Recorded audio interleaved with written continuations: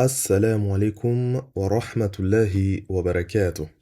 بسم الله الرحمن الرحيم والصلاة والسلام على رسول الله وعلى آله وأصحابه أجمعين. Bienvenue à toi dans le 8e épisode du quart d'heure coranique, ton rendez-vous pour comprendre et méditer le Coran verset par verset. Dans cet épisode, je vais te parler de la sourate Al-Baqarah, qui est la plus longue sourate du Coran et de son premier verset. Cette sourate est un guide complet, une constitution divine pour celui et celle qui veut vivre selon la volonté d'Allah subhanahu wa ta'ala. Elle contient des lois, des récits, des leçons et des rappels. Mais avant tout, elle contient une guidance vivante. Quelques faits pour poser le cadre. Cette sourate s'appelle Al-Baqarah, cela signifie en français la vache. Et ce nom fait référence à l'histoire du peuple d'Israël et de la vache qu'Allah exalté soit-il leur ordonna d'immoler. Cette sourate compte 286 versets et elle fut révélée à Médine. Et ce n'est pas anodin. Les sourates médinoises viennent poser les fondations sociales et spirituelles. La foi, la justice, la fraternité, la prière, la loi, la patience, la sincérité. Après la sourate Al-Fatiha qui débute le Coran, la sourate Al-Baqarah en est comme la grande mise en œuvre. Elle structure toute la religion. Elle est le socle sur lequel se dresse la vie du croyant. Cette sourate n'est pas qu'un ensemble de lois, c'est une source d'énergie spirituelle. Le prophète Mohammed sallallahu alayhi wa sallam a dit Iqra'u surat al-Baqarah, fa inna akhdaha barakah, wa tarkaha hasrah, wa la tastabi'uha al-batalah. Ce qui signifie dans un sens rapproché, lisez la sourate al-Baqarah, car l'apprendre est une bénédiction, la délaisser est une perte, et les sorciers ne peuvent rien contre elle. Donc celui qui s'attache à cette sourate vit sous la protection d'Allah exalté soit-il. Celui qui la délaisse s'expose à une perte immense, et les forces du mal ne peuvent rien contre elle. Le prophète Mohammed sallallahu alayhi wa sallam a également dit La taj'alu buyutakum maqabir.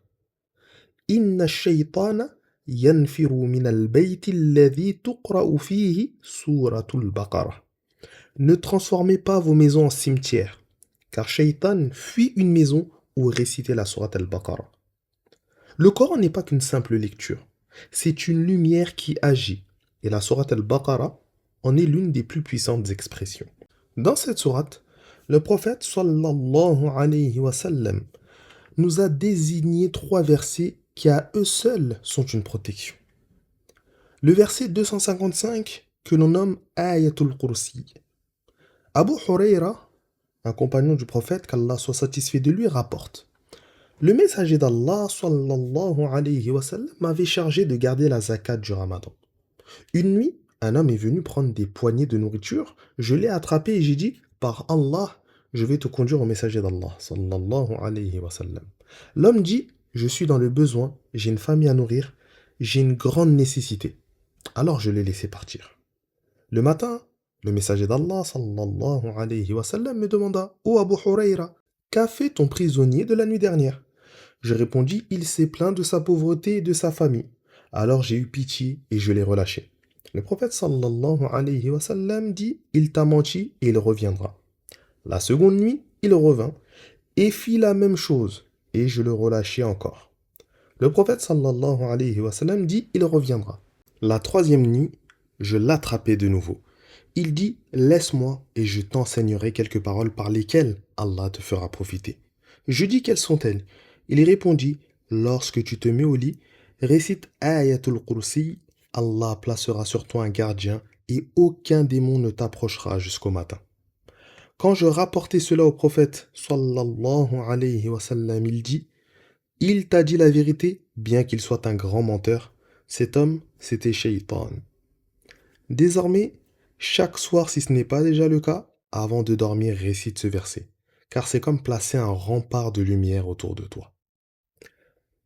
Il y a également le verset 285 et 286 qui sont les 2 derniers versets de cette sourate. Le prophète sallallahu alayhi wa sallam a dit Man qara'a bil ayatayni min akhiri surati al-Baqarati fi laylatin kafatah. Celui qui récite les 2 derniers versets de la sourate Al-Baqarah la nuit, cela lui suffira. Ce hadith est rapporté par l'imam al-Bukhari et l'imam Muslim. Ces deux versets suffisent à ton âme. Pourquoi? Car ils te protègent, t'éclairent et te rappellent que la miséricorde d'Allah, exalté soit-il, est toujours plus vaste que tes fautes. Voilà pourquoi cette sourate est un trésor, car elle est un bouclier. Quand elle est présente dans un foyer, elle agit comme une protection invisible. Elle n'est pas une simple récitation, elle devient une barrière spirituelle contre les influences maléfiques, contre le mauvais œil et contre ce que les démons ne peuvent pas supporter, la présence continue du rappel d'Allah exalté soit-il. Elle est également une école, parce qu'elle éduque le musulman de l'intérieur. Elle lui enseigne la croyance, la sincérité, la patience, la gratitude, l'humilité et la vraie relation avec Allah exalté soit-il. Elle corrige l'âme et les intentions. Elle raconte aussi des histoires vraies et profondes, comme celle du prophète Ibrahim et du prophète Moussa, que la paix d'Allah soit sur eux. Non pas comme des récits décoratifs, mais comme des leçons pour apprendre comment se tenir face aux épreuves, aux promesses d'Allah exalté soit-il et aux choix de la vie. Elle est un guide, parce qu'elle montre concrètement comment vivre en tant que croyant. Elle parle de la prière, du mariage, du divorce, du commerce, des dettes, de la justice, de la fraternité et de la responsabilité devant Allah subhanahu wa ta'ala. Dans la sourate Al-Fatiha, on demande guide-nous vers le droit chemin. Dans la sourate Al-Baqarah, Allah exalté soit-il nous montre comment y marcher dans la réalité. Donc lis-la, médite-la, applique-la et elle te transformera. Ceci étant dit, place à son premier verset. Allah subhanahu wa ta'ala nous dit Alif Lam Mim. Ce qui signifie Alif Lam Mim. Ce premier verset n'est composé que de 3 lettres. Ces lettres font partie de ce qu'on appelle al-huruf muqatta'a, qui signifie les lettres isolées ou les lettres coupées. Ce sont des lettres de l'alphabet qu'Allah exalté soit-il a placées au début de plusieurs sourates. On les récite telles qu'elles sont. Elles ne forment ni un mot, ni une phrase, et pourtant, elles font partie du Coran. Tu pourrais te demander pourquoi Allah exalté soit-il commence-t-il une sourate ainsi? La vérité, c'est que nul ne détient la connaissance de leur sens.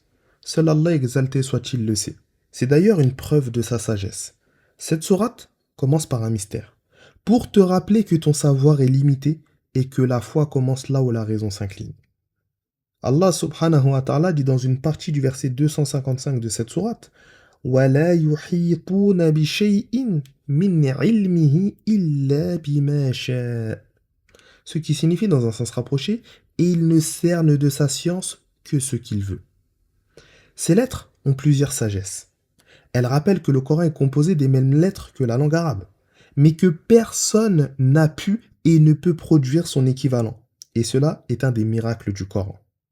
Elles enseignent également que l'homme ne saisit de la science divine que ce qu'Allah exalté soit-il lui permet, et que la guidance ne dépend pas d'une compréhension totale, mais d'un cœur sincère et soumis.